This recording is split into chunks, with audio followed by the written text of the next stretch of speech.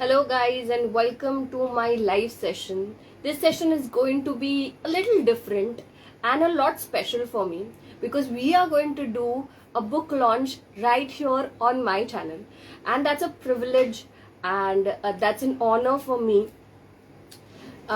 So, the book that we are talking about is The Black Apple, and the author I'll be talking to is Titas Nandi. Now, Titas is IIM Ahmedabad graduate, and he has been penning stories and blogs for the past 10 years. He's been writing about human life, philosophy, romance, and this one, The Black Apple, happens to be his full-fledged non-fiction debut book, and we are going to do the launch of this book on my channel.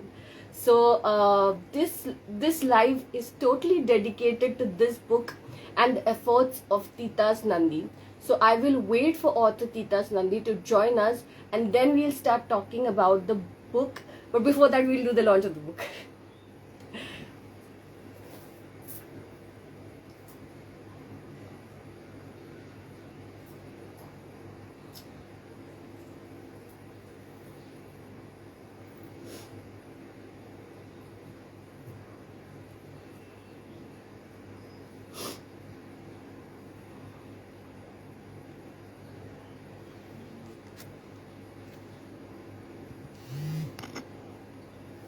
So I'm waiting for author Titas Nandi to join us.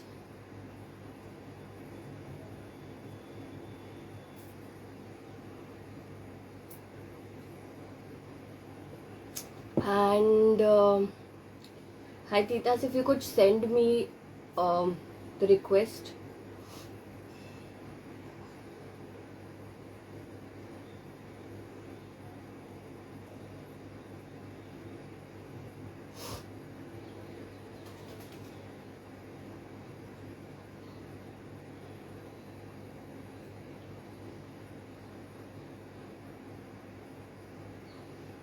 Right.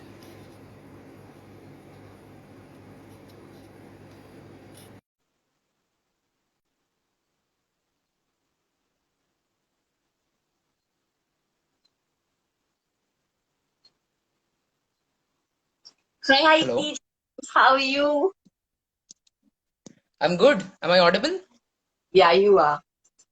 So I was Okay. just telling Cool. people who joined in that we're going to do the virtual launch of your book on my channel, and it is a, it is an honor. It's an absolute honor to do that for you. And the book that we are talking about is The Black Apple, which is Titas's debut book, a non-fiction. So before we get started, before we start talking about his book, let's unveil the copy for our viewers. Sure. And thank you everyone for joining in. So on the count of three, something like that. Yeah, let's do it for on the count of three. One, Yep. So yeah, 1, 2, and two, 3. three. Yay! Claps for him, yeah. He's done Great. a fabulous job with the cover also. And before we get started, let me just read a few things that I read about in the blurb of this book, which are very interesting. It says, having felt an outsider all my life, an estranged soul sitting at the edges of society, questioning existence, constructs of human life, and dreaming of new ones. I have been silently preparing myself to write this account for 10 years now. That's very interesting, Geeta. Thank you. Yes. And that's kind of true as well. Um, I don't know. I'm feeling like a child, like excited, a little bit I nervous. know. You remember, like when a child draws a painting for the first time, gets introduced to the world of colors and pastels, and then he or she has scribbled something and gives to his mother or his father or a best friend, and when they are looking at it, and the child is looking at them and they're waiting for that smile on their face. So I feel like that, like my painting is out to the world now, and I know. I'm just waiting for them, like how do they think about it, how's it going to be. So that's the kind of feeling that I have right now. Congratulations, first of all. and you've done a fabulous job. I'll be reading the book later this month, but to write a book in itself is a humongous task. And because you don't, it's like a baby that you give birth to. It's like a dream Exactly. that you see realizing right in front of your eyes. So congratulations for doing that for yourself. And I'm sure your friends and family are proud of you at this moment. At this moment. So I want to know how and when did you come up with the idea for this book? Okay, yeah. So there are two things. One is idea of a book and idea of this book. So the idea of writing a book has been there for a long time. I mean, right from the time when I was a kid who, fell in love with words, with language, and definitely with the amazing world of books. I don't know why, but English teachers in my school always had a liking for me. Um, and I would want to mention about Betsy ma'am, like she was my English teacher in class 7th. I think she was the first person who maybe she saw something in me, but she always wanted to push me to, improve my language. I remember she gave me that Renan Martin book, which is essentially a very difficult book. It's actually read by people in class 10th, 11th, and she said that Titas, you need to improve your command over grammar. So go through this, and by the end of this year, you have to complete this. And she used to call me after the classes and gave me books of Rabindranath Tagore and told that read through them. That was the first time that I actually got introduced and really got interested in books. The very next year, I actually wrote my first mystery novel that was in a notebook. And because I'm at home, I actually could get my hands on that notebook. It's actually like a notebook. If you see, it's it's like you can see there are chapters in here. I wrote this when I was 13, but I never got it It's very published. interesting. So this is literally like written in a notebook, and it's written with a pen that has a fruity smell. So if you actually smell the book, you smell the ink of the book, it actually takes me back to that time. Um, so since then, writing has been, like, you can say, my clarion, my foghorn. It's been the emotional outlet that I've always had. Like when I've had the highest highs, like in my life, or when I was at the very deep end of my life, was suffering with certain things. I've always taken solace in writing. Now, coming to the idea of this book specifically, so the inception story is quite interesting. Mm-hmm. So I write about this in the book as well, that this book grew out of an Instagram post by a woman named Tanya, and I met her in 2016 in Berlin when I had traveled there for my internship. So we were both going to attend a conference, and we were sitting together in the bus ride, and we started talking, and we quickly connected because we were both very interested in writing, in language, as well as in human experiences and nature. So that created a bond between us. And before parting, we kind of promised to each other that we would write our first book very soon. And then I lost touch with her and reconnected with her last year. And that is when I came to know that she had already written a book and published it, and she was working on a second book. So I immediately congratulated her, and I felt so good in that moment that that she had already published her book, and I immediately grabbed a copy.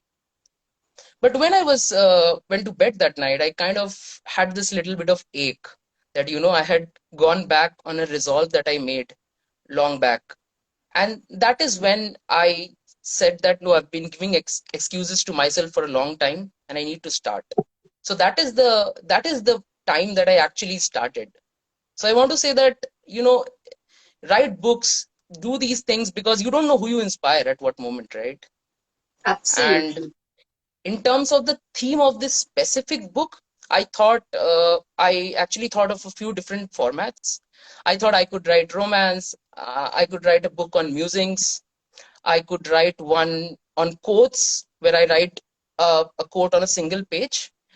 But then this one particular image kept coming back to my mind, and it's been there in my mind for a long time. It is of me being on my deathbed, and when my grandkids walk up to me and they ask me Um, Dadu, what did you learn in your life? What is it that you can, pass on to us?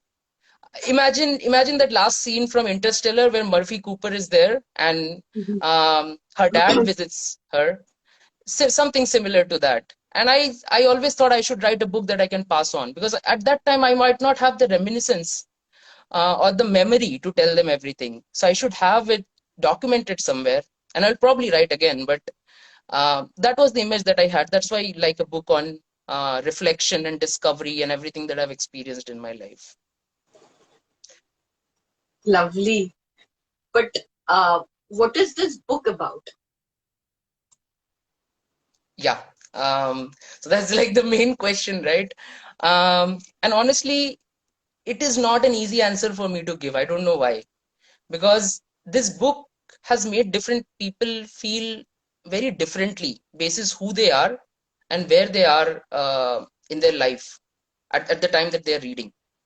Um, so I describe this book as a piece that makes you feel more connected to yourself and bridges the gap between your current existence or your current reality and your inner world.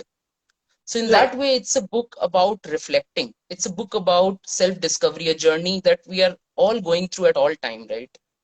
And I have tried to write this book in the form of a very raw and unfiltered confession.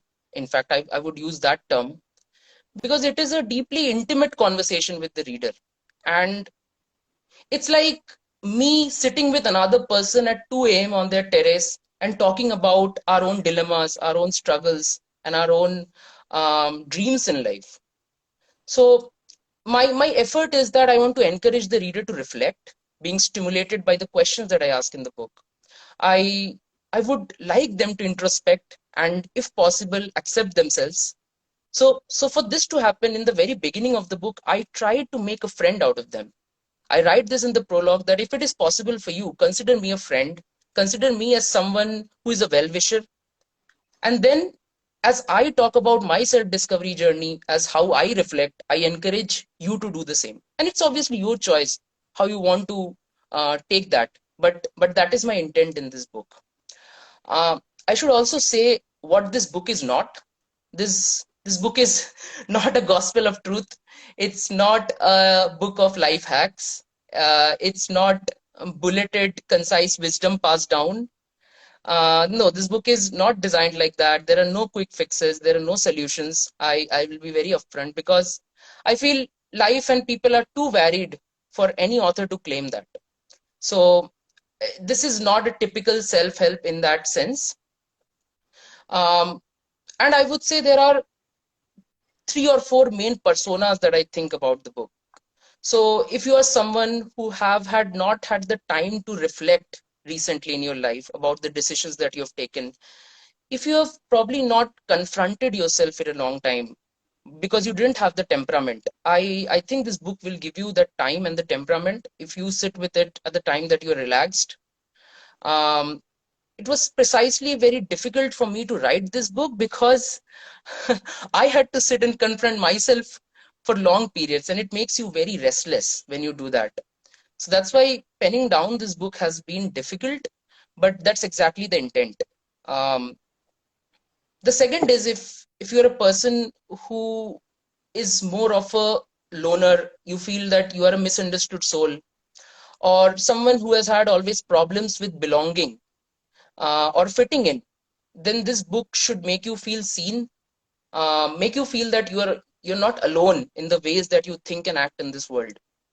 The third is, um, if you're struggling actively with something, with difficult emotions, with accepting certain parts of you, then this book will encourage you to be a little more hopeful, because I have gone through the same phases and I've tried to put it down in the most real way possible, and about how I became a little more kind to myself going through those times.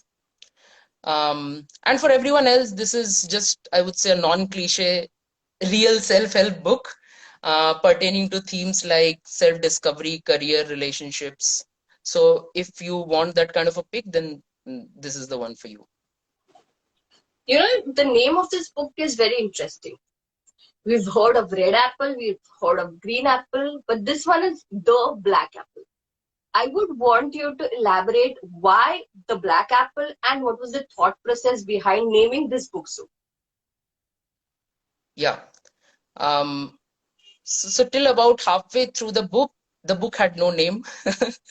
So I had written a large part of this book, hadn't thought of the title, because I was very clear that this book cannot have a title that actually represents what's in there, because it's more of a very chaotic book. There are a lot of moods in the book. So I was very sure that the title would be more metaphorical than something that exactly represents what is there in the book. So then one day, and I think this is last year, probably December, November, this time, that I came to know of this variety of apple. It's called the black diamond apple, and it's only grown in certain parts of Tibet. Yeah, it's a real apple, and it's actually not black. Its color is blackish purple, and it's it gets its color because of the unique geographical location in which it is generally grown. It's not possible to grow it at many other places. Also, this apple actually takes a longer time to harvest. So a lot of farmers don't do that because it takes about 5 to 8 years in the entire process, and then they can start, harvesting it and shipping it to the market. So it hit me, and I was like, this should be this should be the name of the book. In a world of red and green apples, an outsider story, and I would say what that is is probably represented by a black apple, and this is the perspective of a black apple. And honestly, if I'm calling myself a black apple, or if I'm calling this book a black apple, it doesn't come from a place of pride or uniqueness. It doesn't come from a place of arrogance. It in fact comes from a place of acceptance. Like, wherever I have been in life, be it school, college, even job, some of my friends would be here, I've always had this difficulty in fitting in, in belonging. I would live with them, I would laugh with them, I would have fun. But in terms of my thoughts, there was always a separateness that I felt, and a delineation of sorts. So it was actually difficult because gets lonely. Like, feeling belonged is a very core human need.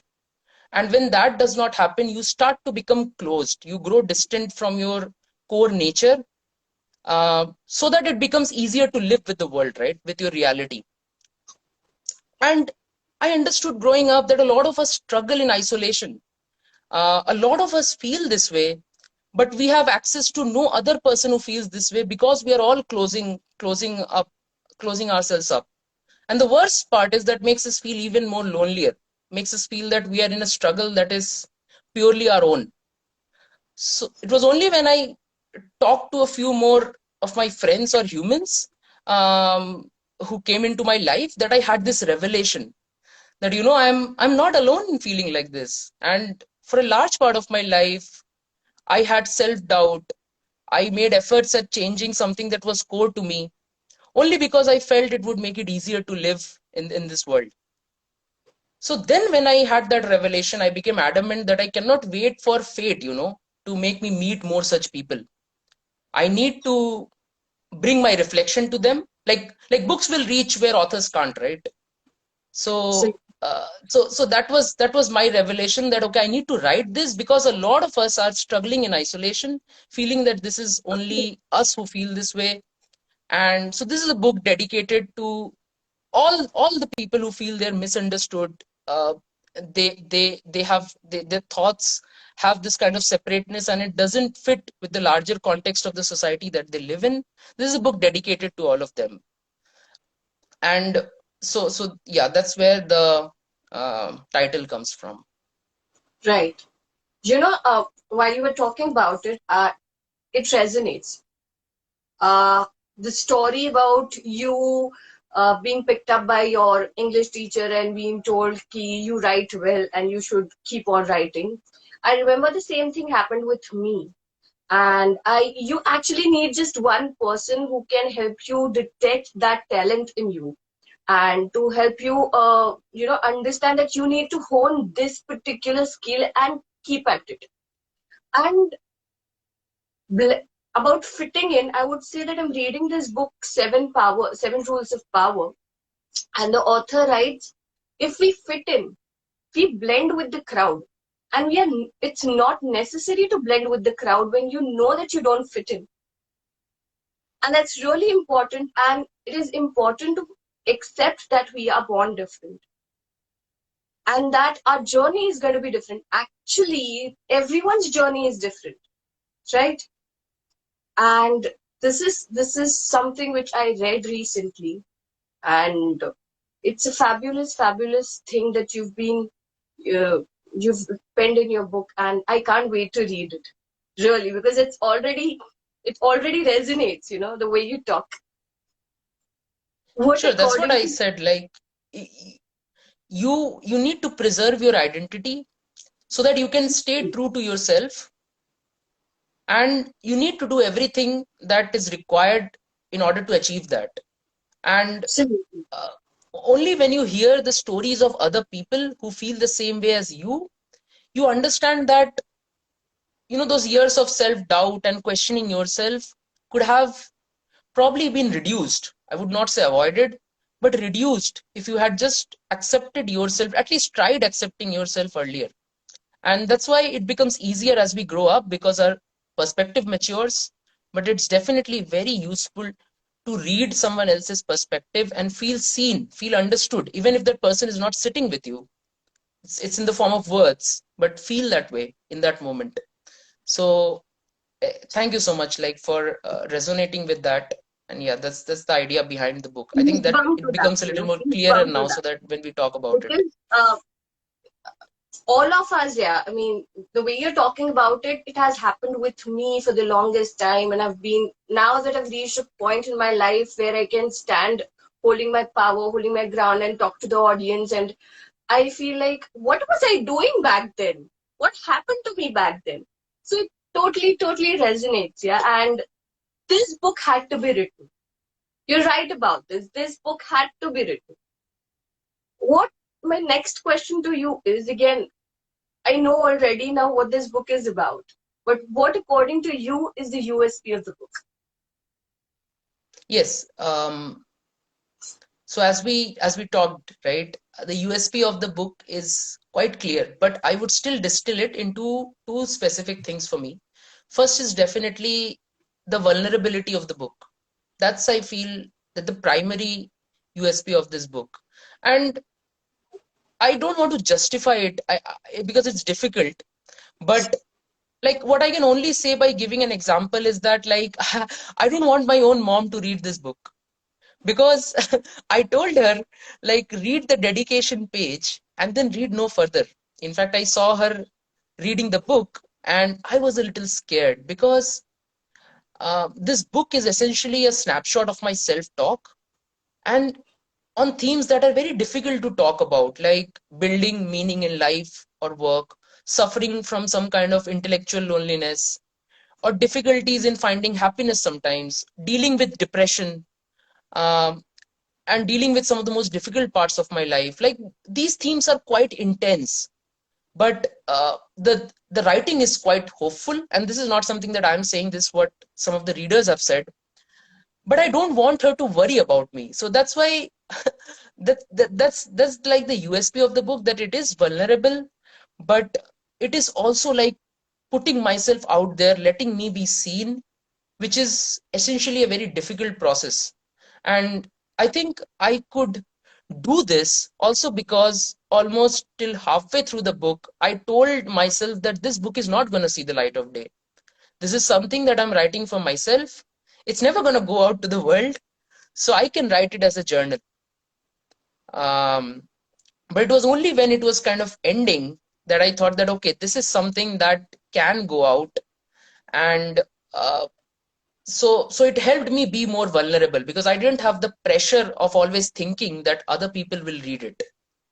Um, but as you said, this book had to be written because I wanted to connect with people at their level of consciousness.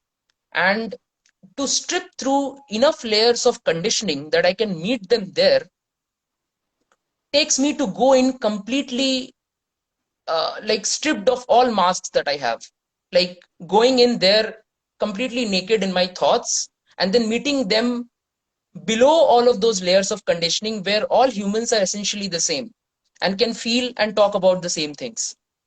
So that level of rawness and vulnerability is what I've tried to achieve in this book. I don't know if I've been successful. That is for readers to tell. But yeah, that I would say is the key USP of the book. The second is, I would also say, and this also comes from some of the readers, is that it's an unpredictable book as well. Like, since the chapters are all laid out, but the mood, the language, you can never guess how the next chapter will pan out. The next chapter could be a story. There are stories in some of the chapters. The next chapter could be a plain narration. The next chapter could be an analytical destructuring of some abstract thought. So how the next chapter will pan out is it's a surprise. So so that I would also say is a Okay, we lost you there. yeah, sorry. Yeah, so I was saying that the unpredictability in terms of how the next chapter will pan out, what is going to be its mood, what is going to be its language. Um, because as my moods have fluctuated, the language has mimicked that also in a way. Some of the chapters are quite hopeful. Some of the chapters are might sound a little bit cynical. So so it's a very different kind of writing that has happened through the book because it has been written over a long time, and I've changed myself as a person over the course of writing the book. So that's why it's a little bit of a surprise, and I think that's a good element of the book. It will keep the book interesting. Lovely. So, when did you start working on this book and how long did it take for you to complete it? I started like actively working on this book around June, July last year. And as you can imagine, it took a lot of time because a book like this also doesn't have a logical endpoint, right? If I publish this book next year, it would probably be 400 pages. Um, but I had to decide of some milestones, and I never forced myself to write because what I've written in this book requires a lot of emotions, and emotions cannot be inorganic. In fact, like, it's not a proud thing to say, but there have been times where I have been feeling very low because of certain personal things in my life, and I have sat down and written because the intensity of writing in those moments cannot be captured after that.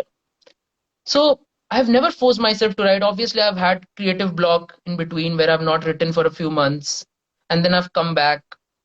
But till a long time, I didn't have a logical endpoint in my mind. It was only when the book reached a critical mass, I thought that this is the length that if I wanted to write a first book, it has achieved.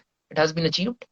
So then I was like, okay, let's kind of conclude the book, structure it a little bit. Um, Mm-hmm. you wouldn't believe, Siddhi, like 3 months before, this book was just a Google Doc. So like it has come a far like a long way from there. But yeah, really happy to have got this out now. I am happy for you. I'm proud of you for doing that. And I would again congratulate you for doing this for yourself, for us, giving voice to the voiceless. I'm sure there are so many people out there who are going to resonate with the book, just like I am doing right now, talking to you. And I will when I read the book.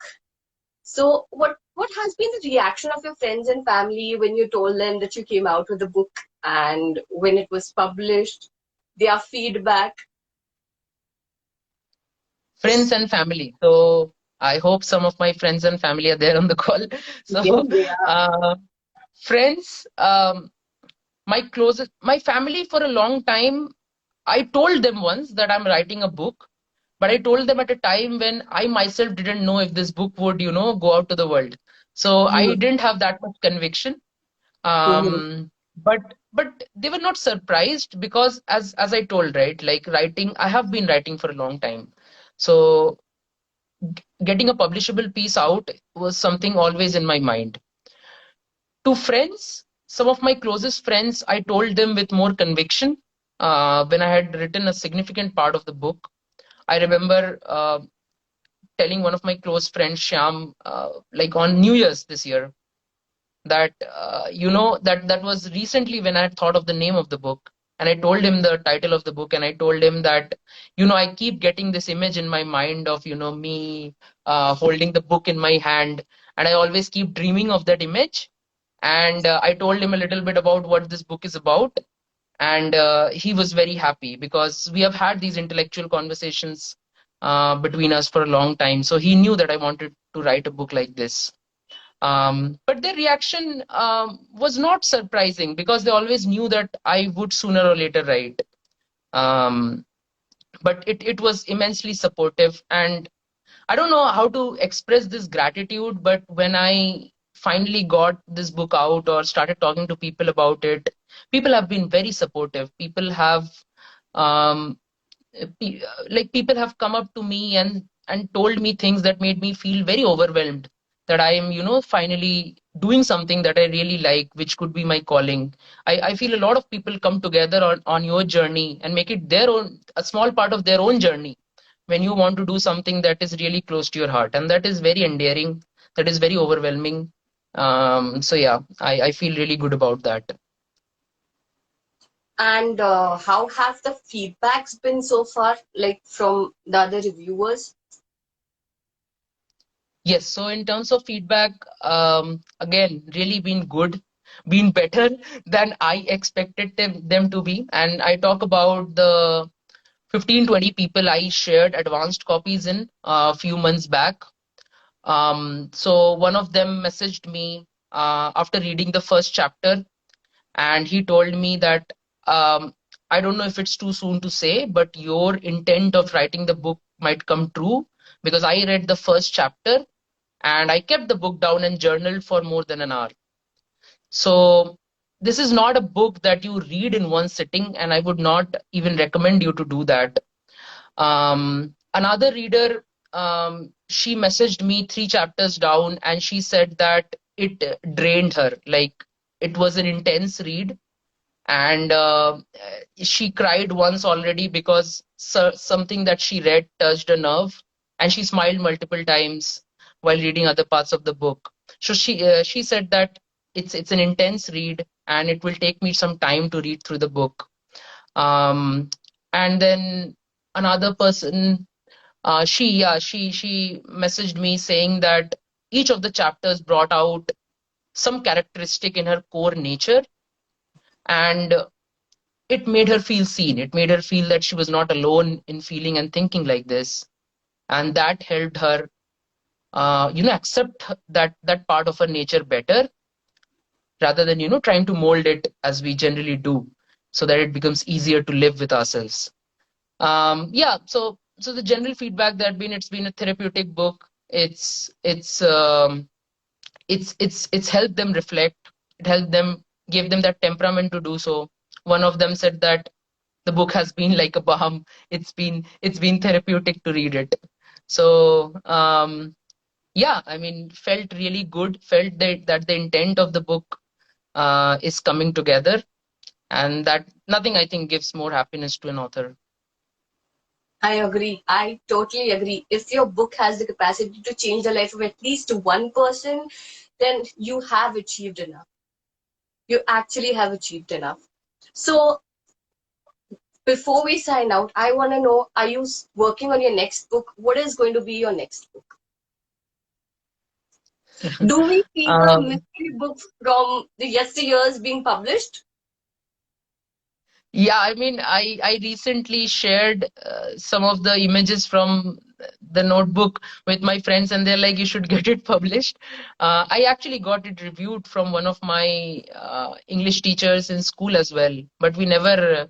The last comment that I see on the notebook is, "Let's get this typed out, and then we can edit it further." But it never never saw the light of day. So maybe yes. In terms of the next book. I have not started on it yet.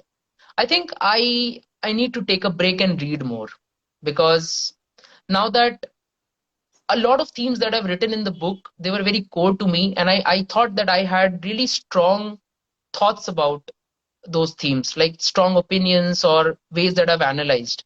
Now that I've put it out into the world, I don't fear any sort of adulteration, at least to that segment, because it's out in the world. Now I can read and imbibe what others have written, maybe classics, philosophical books, other such similar self-help books. I need to read them, and I think a large part of what I need to read will come from my readers, because if they relate to what I have written, there is a high chance that I would relate to some of the other content that they like consuming. Right. So once I do that, I will definitely. So I know that I'm in this for the long run, and maybe if I can think of the next book, it would be like an extension to this one itself, because uh, I was reading the book like I think a month back, and I thought that there are certain things in the book that I have myself grown from. Like, if I could write the book right now, I would change those paths a little bit, because I've written this book over 1.5 years and I've changed as a person. So when I write this book 2 years down the line, I would choose different themes, and that perspective would be different. And my readers would also grow, like they're also growing in their own journey as a person. So this is a book that will keep writing. I'll keep writing, because that's how I'll see how my own thoughts have changed over time, how my readers' thoughts have changed over time, what I've imbibed from the world, from the collective knowledge of other people who have written similar books. So as I gain newer experiences, I'm going to keep writing this book, because again, when I'm on my deathbed, I need to give a set, right? Like a set of 7, 8 books. Like, okay, this is what I've learned in life. So I'll probably keep writing a book similar to this, but obviously I can also experiment with other genres or other themes. Um, let's see. So All the best for that. But before I sign out, I have another question for you. This just occurred to me. Your book is about vulnerability. It is about accepting vulnerability. But do you think it will help the readers to take back their power? take back their power, as in, could you elaborate a little more? Um, to be or become a powerful personality. Yes, I mean, if I get the question right, I think people who are vulnerable, they're one of the who everyone is vulnerable, but the ability to become more vulnerable with the right set of people and the power to accept yourself, it actually makes you very courageous and powerful. I remember one of the conversations with a senior from IIM Ahmedabad when I was there, and I told him that I like writing. Um, so he said that, okay, tell me. It was like an interview. He said that, okay, tell me, what do you think is the biggest skill of a writer? And I said the Mm-hmm. biggest skill of a writer is vulnerability. And I don't know, he had difficulty adjusting, like accepting that answer, but he was a little surprised with that answer. But because people feel becoming vulnerable makes you become weak, but that's not true. It takes a lot of courage to put your story out there, and I it takes agree. even more courage to accept it yourself. Um, because and when we don't do that, we become kind of unresolved internally. So so we need to accept the difficult parts of us, especially those parts, and find the right people we can become vulnerable with. When that happens, you get a very strong sense of power, which is good power, which is not like power that can be used to mistreat, um, or manipulate others. That is this your strongest power that you have. That power comes from your own you-ness, if I can say. Um, You know, you won't believe I was having this conversation with an author, another author, with whom I did the live session a few weeks ago. And we were talking about how being weak or how showing your grief or vulnerabilities is not a bad thing at all. It is actually takes a lot out of you to just show the world that, I have been through this, to talk about it. Not everyone has that capability to voice their pain, right? And we are humans after all, right? We are supposed to feel, we are supposed to emote. If we don't do that, what are we, robots? Right? Exactly. So Yeah. on that note, I will end this live session. We went on for 41 minutes, and that's quite a long time. But I hope that people pick up your book and read it. I am certainly going to do that. And when I'm doing it, I am going to put it out on my stories and tell the world that what I'm feeling about it. So thank you, Titas, for Yeah. uh, And letting me. Thank you so much for letting me And interview thank you. you so much, Siddhi, for conducting this session. And I also want to thank everyone who joined, everyone who Yes, listened. It's a very big, it's a very overwhelming and good feeling for a first-time author that people are there to listen to your story.